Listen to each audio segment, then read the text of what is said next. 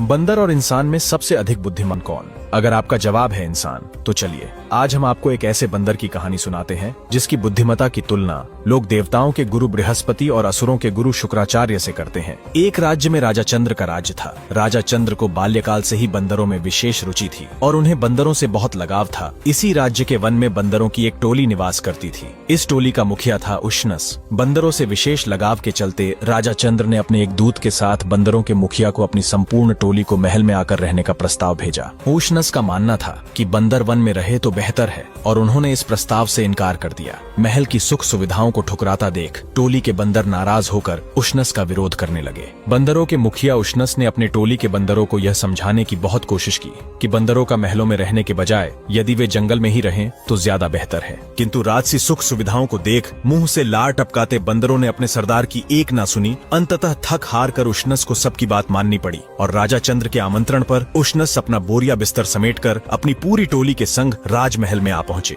लिहाजा राजा चंद्र ने उनका बहुत सम्मान के साथ स्वागत किया और उनके रहने के लिए महल में उत्तम व्यवस्था करवा दी और बंदरों को बिना किसी मेहनत के पड़े पड़े अच्छा खाने पीने को मिलने लगा। जब राजा चंद्र ने उष्णस की समझदारी और विद्वानी भरी बातें सुनी तो राजा दंग रह गया। राजा चंद्र ने बंदरों के मुखिया की बुद्धिमत्ता को मध्य नजर रखते हुए उष्णस से आग्रह किया कि वे उनके पुत्रों अर्थात राजकुमारों को नीति ज्ञान की शिक्षा दे। राजा के आग्रह करने पर उष्णस राजकुमारों को शिक्षा देने लगा। जब राज्य के लोगों ने यह देखा कि एक बंदर भी कितना नीतिवान और ज्ञानी हो सकता है तो लोगों के आश्चर्य की भी सीमा न रही और बंदरों की टोली भी अपने मुखिया का कहना मानती थी। उनका मर्यादित व्यवहार देख राजा चंद्र उष्णस से बहुत प्रभावित हुए। कुछ समय बाद राजा ने राजकुमारों की सवारी और मनोरंजन के लिए मेंढे मंगवाए। राजकुमार उन मेंढों पर सवार होकर महल के गलियारे में ही दौड़ लगाया करते। उन मेंढों में एक मेंढा थोड़ा लालची किस्म का था और वह अच्छे पकवान की तलाश में बार बार रसोई में घुस जाता। मेंढे से परेशान रसोइये अक्सर हाथ में जलती हुई लकड़ी लेकर उसे भगाते। जब बंदरों के मुखिया उष्णस ने भी यह दृश्य अपनी आंखों से घटित होते देखा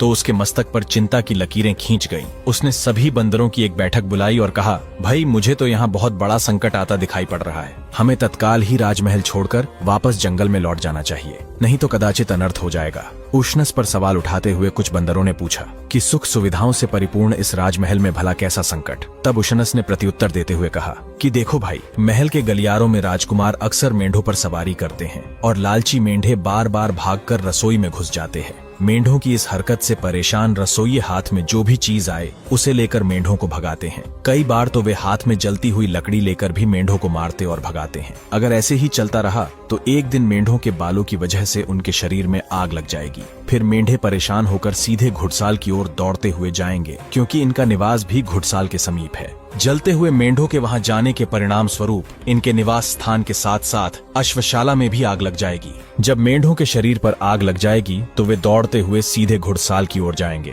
जिसके परिणाम स्वरूप अश्वशाला में भी आग लग जाएगी और राजा के तमाम घोड़े अग्नि में झुलसने लगेंगे, जिसके बाद राजवैद्य को बुलाया जाएगा। चूंकि जलते हुए घोड़ों के इलाज का बस एक ही तरीका है, इसलिए राजवैद्य राजा चंद्र से बंदरों की चर्बी की मांग करेगा। लिहाजा राजा घोड़ों के इलाज के लिए सभी बंदरों को मारने का आदेश देगा और हम सब मारे जाएंगे। बंदरों के मुखिया उष्णस की बात सुनकर सारे नौजवान बंदर ठहाके लगाकर हंस पड़े और मुखिया से कहने लगे, अरे आपने तो बहुत दूर की बात सोच ली।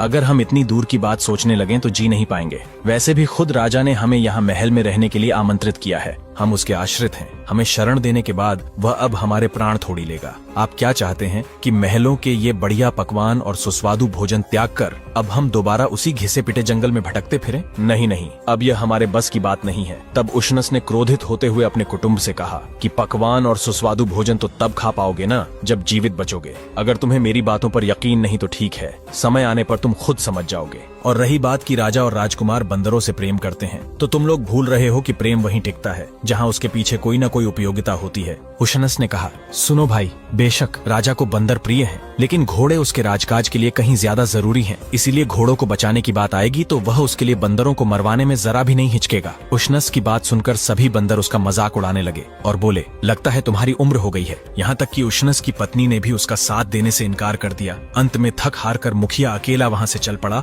और एक वन में जाकर रहने लगा। परंतु उष्णस के जाने के ठीक अगले ही दिन वही हुआ जो उसने कहा था। एक लालची मेंढा हमेशा की तरह रसोई में घुसा तो गुस्से में आकर रसोइये ने उस पर चूल्हे से निकालकर जलती हुई लकड़ी दे मारी। इससे मेढे के बालों में आग लग गई होते होते सभी मेढ़े जल उठे और जब वे जान बचाने के लिए अपने निवास की ओर भागे तो घुड़शाला में आग लग गई। बहुत सारे घोड़े आग में जलकर मर गए और बहुत से बुरी तरह जले और घायल हो गए। राजा ने राजवैद्य को घोड़ों के इलाज के लिए बुलाया तो राजवैद्य ने तुरंत कहा, बस महाराज, बंदरों की चर्बी ही इसका इलाज है, उससे इन घोड़ों की सारी जलन शांत हो जाएगी। राजा ने न चाहते हुए भी उसी समय महल में जितने भी बंदर थे उन्हें मारने का आदेश दे दिया ताकि घोड़ों का इलाज हो सके। राजा के आदेशानुसार महल में मौजूद सभी बंदरों का नरसंहार कर दिया गया। महल में अब एक भी बंदर नहीं बचा था। जंगल में रह रहे बंदरों के मुखिया उशनस को जब अपने कुल के सर्वनाश की खबर मिली तो वह दुखी और मर्माहत हो उठा। हालांकि कुछ समय पहले उसके कुल के लोगों ने ही उसे बुरी तरह अपमानित किया था, लेकिन फिर भी उसके मन में उनके लिए गहरा प्रेम और स्नेह तो था ही। अपने संपूर्ण वंश के नाश होने पर वह दुखी और व्याकुल हो गया। वह जंगल में यहाँ वहाँ भटकने लगा। एक बार उशनस इसी तरह जंगल में भटक रहा था, तभी उसे बड़े जोर से प्यास लगी। वहीं से कुछ दूर उसे एक विशाल सरोवर नजर आया।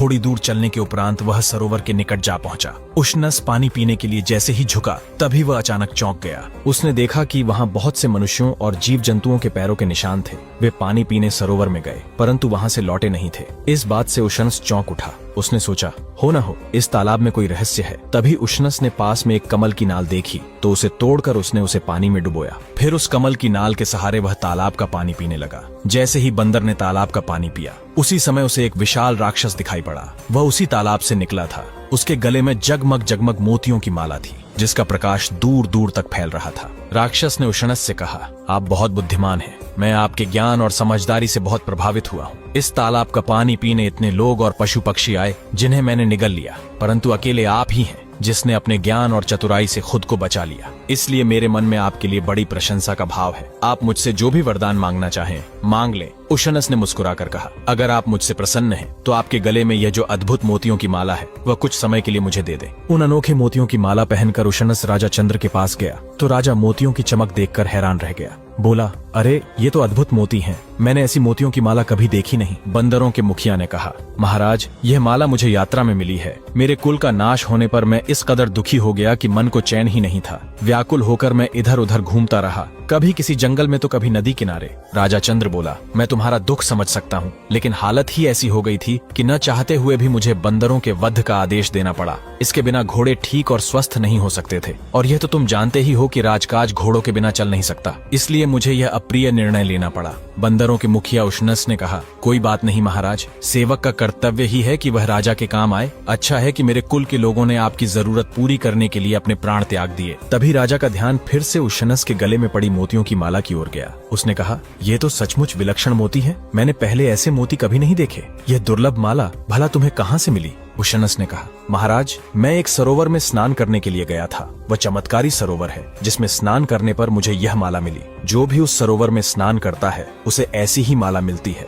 अगर आप चाहें तो अपने कुटुंब के साथ उस सरोवर पर स्नान के लिए चले। राजा ने कहा, ठीक है, पर तुम्हें आगे आगे चलकर रास्ता दिखाना होगा। अगले दिन राजा चंद्र अपने सभी कुटुंब के साथ उस चमत्कारी सरोवर में स्नान करने के लिए चल पड़ा। आगे आगे बंदरों का मुखिया उशनस राह दिखाता जा रहा था। सरोवर के किनारे पहुंचने पर राजा अपने सगे संबंधियों के साथ ही सरोवर में स्नान करने के लिए प्रवेश करना चाहता था, पर उशनस ने उसे रोकते हुए कहा, महाराज, हम लोग एक विशेष स्थान पर स्नान करेंगे, तब हमें इससे भी अनमोल और विशेष मालाएं मिलेंगी। राजा उशनस के साथ उस सरोवर के किनारे खड़ा हो गया। उसके सभी कुटुंब वाले पानी में स्नान करने के लिए चले गए। काफी देर हो गई पर उनमें से कोई वापस नहीं आया। इस पर राजा ने चिंतित होकर कहा, बड़ी देर हो गई, अभी तक इनमें से कोई वापस नहीं आया। उशनस बोला, महाराज, वे अब कभी वापस नहीं आएंगे। इस सरोवर में रहने वाले राक्षस ने उन्हें खा लिया। क्या? राजा चीख पड़ा, ये तुमने क्या किया? मेरा सारा कुल नष्ट हो गया। इतना बड़ा धोखा, इतना बड़ा विश्वासघात। यह तो इतना बड़ा विश्वासघात नहीं है राजन, जितना आपने हमारे साथ किया है। आपने तो मेरे कुल के बंदरों को वन से बुलाया,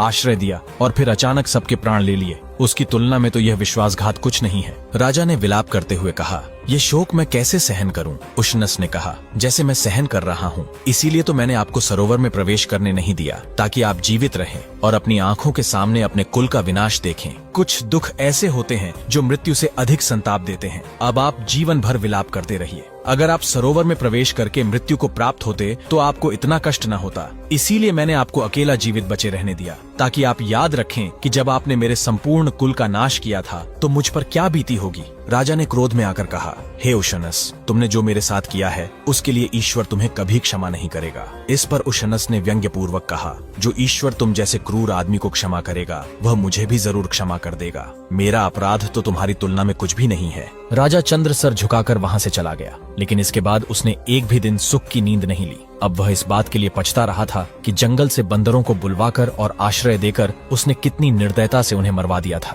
धीरे धीरे बंदरों को भी पता चला कि बंदरों के अत्यंत चतुर और बुद्धिमान मुखिया उशनस ने किस तरह शक्तिशाली राजा चंद्र से अकेले ही बदला ले लिया। सुनकर बंदरों ने उसका जगह जगह जयगान करते हुए कहा, अगर कोई बुद्धिमान व्यक्ति चाहे तो अकेला ही बड़े से बड़े शक्तिशाली शत्रु से टक्कर ले सकता है। नीतिवान उशनस ने अपनी बुद्धिमता से यह साबित कर दिखाया है। आज भी सारी दुनिया में बंदरों के इस महान मुखिया की बुद्धिमता की यह कहानी बड़े आदर और विस्मय से सुनी जाती है और लोग उसकी कूटनीति, विद्वत्ता और समझदारी की प्रशंसा किए बगैर नहीं रह पाते। ये रहस्यमयी कहानी यहीं पूरी होती है, लेकिन सफर अभी खत्म नहीं हुआ, क्योंकि मेरे पास ऐसी अनगिनत कहानियां हैं। अगर इस वीडियो पर 1000 कमेंट्स और ढेर सारे लाइक्स आते हैं तो मैं अगले ही हफ्ते आपको सुनाऊंगा नई कहानी का पूरा लॉन्ग वीडियो।